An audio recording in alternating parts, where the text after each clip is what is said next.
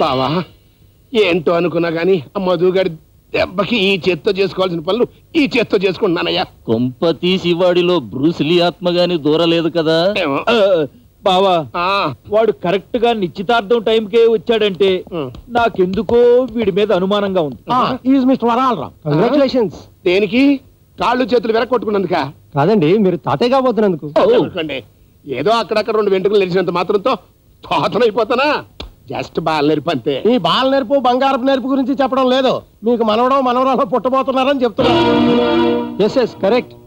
మా అమ్మాయికి ఇంకా పెళ్లి కాలేదు కదయ్యా. పెళ్ళయిందో కాలేదో కడుపులో ఉన్న బిడ్డకెలా తెలుస్తుంది? నీకు ఇదేం పోయే కాలమే. ఏమైంది నాన్న? ఇంకేం కావాలి? సొసైటీలో ఈ విషయం తెలిసిందంటే నా పరువేం కావాలి?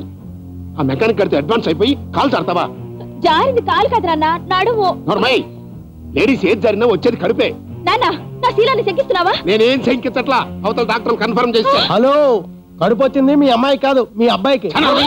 నీకేమైనా పిచ్చెక్కిందట్రా? నాకు కాదు, అక్కడికి వెళ్ళి మీ అబ్బాయిని చూస్తే మీకు ఎక్కుతుంది పిచ్చి. రండి. నీ కడుపు రావటం ఏంట్రా? అసలు ఏం జరిగింది? తెలుసుకుని ప్రయోజనం ఉంది నాన్న, జరగకూడనిది జరిగిపోయింది. నీకు ఇదేం పోయే కాలం రా?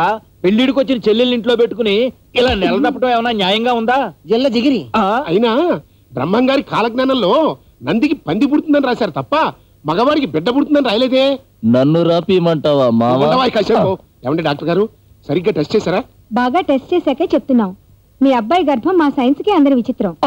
తీసేయండి. తెచ్చుకున్న తీసి కాదు తీయడం. ఈ పరిస్థితుల్లో అబార్షన్ చేస్తే మీ వాడు చస్తాడు.